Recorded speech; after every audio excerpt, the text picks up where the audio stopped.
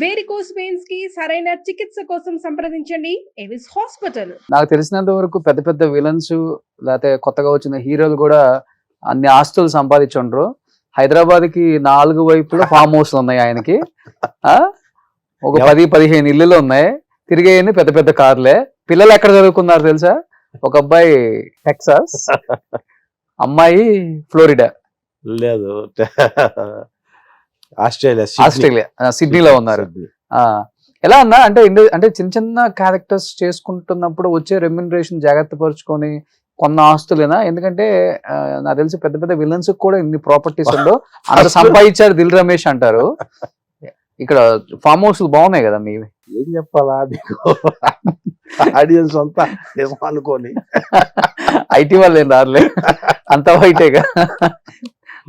హైదరాబాద్ లో బ్రతకడానికి ఇబ్బంది లేనంత ఉంది నార్మల్ గా. పిల్లలు అంటారా, మా మిస్సెస్ పోస్ట్ గ్రాడ్యుయేషన్, నేను ఈ అప్ అండ్ డౌన్స్ ఉన్న ఫీల్డ్ లో ఎంత కష్టపడుతున్నా పిల్లల ఎడ్యుకేషన్ మాత్రం చాలా జాగ్రత్తగా మొదటి నుంచి సెంట్రల్ సిలబస్ లో వేసి వాళ్ళని చదివించి వాళ్ళకై వాళ్ళు. అమ్మాయి టెక్సాస్ ఇక్కడ సిడ్నీ వెళ్ళింది, పీజీ చేసింది. లాస్ట్ ఫిబ్రవరిలో తనకి మ్యారేజ్ చేశాను. బాబు టెక్సాస్ లో ఈస్టర్న్ యూనివర్సిటీలో MIS లో పీజీ ఫైనల్ సెమిస్టర్ చేస్తున్నాడు. అదంతా whole credit goes to my missus. తను టేక్ కేర్ ఆఫ్ దెమ్ అన్నమాట, వాళ్ళని చూసుకుంది. అది అయిపోయింది. ఇంకా ఆస్తులు అంటారా, ఖాళీ దొరికినప్పుడు ఫామ్ హౌస్ కి వెళ్ళి వ్యవసాయం చేసుకుంటారు. ఇంకా మీరే ఫార్మింగ్ చేసుకుంటారు కదా కొంతవరకు. ఏమేమి వేసారు ఇప్పుడు ఇక్కడ? సో వెళ్దాం మనం ఒకసారి. ఎన్ని ఎకరాలు అది ఫామ్ హౌస్? అది ఏదో ఏదో బతకడానికి ఉంది అంతే. అవన్నీ బతకడానికి హైదరాబాద్ లో 1/2 ఎకరం చాలు. మనం ఎవరికంటే గొప్ప వాళ్ళం కాదు. ఒక నార్మల్ లైఫ్ లీడ్ చేస్తూ సుమన్ టీవీలో రోషన్ ఇంటర్వ్యూకి పిలిచేదాకా వచ్చాం అన్నది నా క్రెడిబిలిటీ. బట్ ఈ 249 కెరీర్ డెఫినెట్ గా ఆగదు.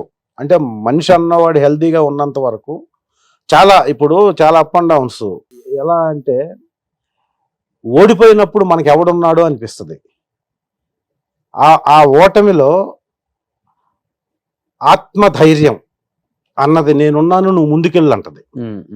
అలా ఆత్మధైర్యంతో ఏ దెబ్బ తగిలినా, నేను కాదు నువ్వు కాదు ఎవరైనా సరే, ఇక్కడ మనిషి అన్నవాడు ఉన్నంతకాలం ఈ ఫీల్డ్, ఎస్పెషల్ గా క్రెడిబిలిటీ ఉన్న ఈ ఫీల్డ్ లో, రేపు నీకంటే మంచి యాంకర్ వచ్చినా నువ్వు డౌన్ అవునా, అది కాలక్రమంలో కొత్త నీరు వస్తూ ఉంటే వస్తూనే ఉంటుంది, పోతానే ఉంటుంది. కానీ ఆ లోపు మనం చేసిన ఈ క్రెడిబిలిటీ, చేసిన ఈ సర్వీసు, ఇదంతా డిఫైన్. ఎందుకంటే ఎదిగామంటే పట్టం కన్ఫామ్. ఎదగడం కోసం ఎంత ప్రయత్నం చేస్తుందో చెట్టు అయినా మనిషి అయినా ఒక స్టేజ్కి ఎదిగిన తర్వాత ఇంక ఎదగటానికి ఏముండదు, పడటం కన్ఫామ్. ఎదిగేటప్పుడే మనం డిసైడ్ అవ్వాలి, పడటం కన్ఫామ్ కదన్నా. ఇప్పుడు పుట్టినోడు పెరగకుండా ఉంటాడా, పెరిగినోడు ముసలోడు అవ్వకుండా ఉంటాడు. కొత్త వాళ్ళు రావాలి కదా, మళ్ళీ రావాలి, వస్తుంటారు. అందుకని మనం ఇప్పుడు మేము వచ్చి 10 సంవత్సరాలు అయింది, ఇంకొక 5-10 సంవత్సరాలు యాక్టివ్ గా చేయగలం. కొత్త వాళ్ళు రావాలి, వాళ్ళు వస్తేనే ఒక జోష్. రాకూడదు, నా పొజిషన్ పోయింది అని అనుకునే టైంకే మనం డిసైడ్ అయిపోవాలి. ఈ స్టేజ్కి ఇలా ఉన్నాం, ఇంకొక 4-5 సంవత్సరాలు ఇలా ఉంటాం, తర్వాత డిగ్రేడ్ అవుద్ది. మనం అప్పుకి వెళ్ళమంటే మనం ఉన్నదే అప్పు అనుకోవాలి. ఎందుకంటే నాకు 100 కోట్లు ఉన్నాయని నేను ఆనందపడుతుంటే నీకు 200, 300, 400, 1000, 100 దాటిన తర్వాత ఏది వచ్చినా అంత ఇంక ఏముండదు. 100 కాదు నా దృష్టిలో, 2 దాటిన తర్వాతనే ఇంకా అంతే ఉంటుంది. ఇప్పుడు మీరున్న ఇప్పుడు కోకాపేటలో 100 కోట్లు మీరు కొన్నప్పుడు ఎంత ఉంటుంది? 10 లక్షలు, 15 లక్షలు, 20 లక్షలు ఉంటుంది ఎకరం. నాకు లేదు. ఇప్పుడు కోకాపేటలో ఆయనకి 10 ఎకరాల ఫామ్ హౌస్ ఉంది, అదే 1000 కోట్లు. ఇంకేం చేసుకుంటావన్నా? ఉన్నోళ్ళకి అలా ఉంటుంది. వేస్ట్. మనము ఉంది అన్న ఫీలింగ్ కే భయ. ఒక స్టేజ్ దాటిన తర్వాత ఉంది అన్న ఫీలింగ్, అదంతే. దాన్ని వాడేది ఉండదు, దాన్ని యూటిలైజ్ చేసేది ఉండదు. ఎవరికి అవసరం అంటే $1 మిలియన్ ఇప్పుడు రామోజీరావు గారు ఉన్నారు, లేకపోతే కొన్ని ఇండస్ట్రీస్ ఉన్నాయి. అంటే ఒకళ్ళ పేరు చెప్పి ఒకళ్ళ పేరు అని, కొన్ని లక్షల మంది కుటుంబాలని పోషించే ఇండస్ట్రీస్ పెట్టిన వాళ్ళకి డబ్బులు అవసరం.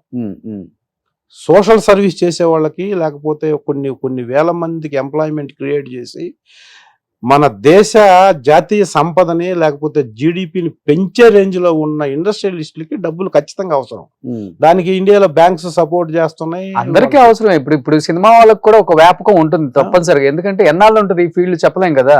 ఇప్పుడు బాగా పీక్ లో ఉన్నప్పుడు మంచి రెమ్యూనరేషన్ వచ్చినప్పుడు దాన్ని ఒక మంచి చోట ఇన్వెస్ట్మెంట్ చేయకపోతే పలానా రోజున పిల్లలకి లేకపోతే ఆఫర్లు తగ్గిన రోజు, లేకపోతే మీరు అన్నారు సోషల్ సర్వీస్ అని, వీటన్నిటి డబ్బులు కావాలంటే ఎక్కడి నుంచి వస్తుంది? ఎందుకంటే ఇప్పుడు చాలా మంది సినిమాలు చూడండి, కొంతమంది కమర్షియల్ కాంప్లెక్స్లు కట్టుకుంటారు, కొంతమంది రియల్ ఎస్టేట్ లో ఇన్వెస్ట్ చేస్తారు, కొంతమంది బిజినెస్లు చేసుకుంటారు. అలా మీకేం వ్యాపకం ఎక్కువ, రియల్ ఎస్టేట్ అయినా లేకపోతే అంటే అప్పుడు పీక్ లో ఉన్నప్పుడు? ఎప్పుడు పీక్ లో ఉన్నప్పుడు లేదు, వచ్చిందని ఏం చేస్తుంటారు? ఎక్కడ అదే ఎక్కడన్నా మనకి వచ్చేది తక్కువ, వచ్చింది ఎక్కడన్నా ఇన్వెస్ట్ చేస్తే ల్యాండ్స్ మీద ఇన్వెస్ట్ చేసి వదిలేయటం. ఇప్పుడు నాకుంది భయ, ఇప్పుడు నాకు ఒక 100 కోట్లు వచ్చినా, షడవగా ఎవరైనా తీసుకొచ్చి ఒక 100 కోట్లు వచ్చినా నేనేం చేయను. ఎందుకంటే నాకు ఇండస్ట్రీస్ లేవు. నేను కొంతమందిని కాపాడటం కోసం, కొన్ని కుటుంబాలను పోషించడం కోసం ఇండస్ట్రీస్ని రన్ చేయట్లేదు. నేను వస్తే ఏం చేస్తాను, యాక్చువల్గా డబ్బు నాకు వస్తే వేస్ట్. అది డబ్బుని ఒక చోట తీసుకెళ్ళి డంప్ చేసి వదిలేస్తాం. అలాగా దాన్ని సర్క్యులేట్ చేసి దాన్ని డబుల్ చేసి త్రిబుల్ చేసి దానివల్ల కొంతమందికి ఉపయోగపడే పని చేసే వాళ్ళకి డబ్బులు అవసరం. కొంత నాకు బ్యాంక్ బ్యాలెన్స్ పెట్టండి, నేను సోషల్ సర్వీస్ ఎక్కువ చేస్తాను, మీరు ఎక్కువ ఉందని కూడా కొంచెం పంపండి అంతే.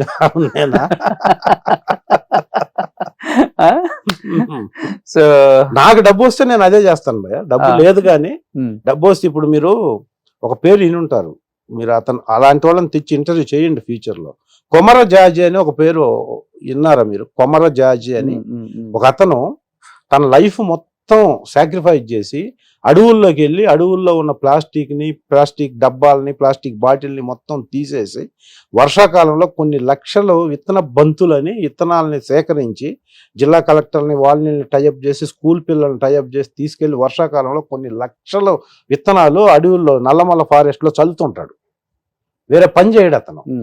ఎందుకు? ఆ వర్షాకాలంలో మొత్తం మొలుస్తాయి, వాటిని మళ్ళా వాటికి వాటరు, వాటిని సర్వైవల్ చేసి వాటిని బతికించి వాటిని పెద్ద చేయటం కోసం అడవిలోనే తిరుగుతుంటాడు అతను. ఓకే, సాక్రిఫైస్, లైఫ్ అంతా సాక్రిఫైస్ చేసి. ఇప్పుడు అలాంటి వాళ్ళకి నేను ఏదో చేయాలి అన్న ఆ ప్రయత్నంలో ఉన్నా. కొంతమంది ఫ్రెండ్స్, మా గ్రూపులు కొన్ని ఉన్నాయి, నాకు 30 years బ్యాక్ ఎడ్యుకేషన్ డిగ్రీ చేసిన గ్రూపుల్లో కొంత యాడ్ చేసి, అలాంటి వాళ్ళకి మనం ఏదైనా చేస్తే ఒక మనిషి 1000 మందితో సమానం. ఓకే, అలాంటి చేయాలని నాకు ఉంది. ఎక్కువ అలాంటివి చేస్తుంటారు మీరు కూడా? చేయాలని కొన్ని చేస్తుంటాం.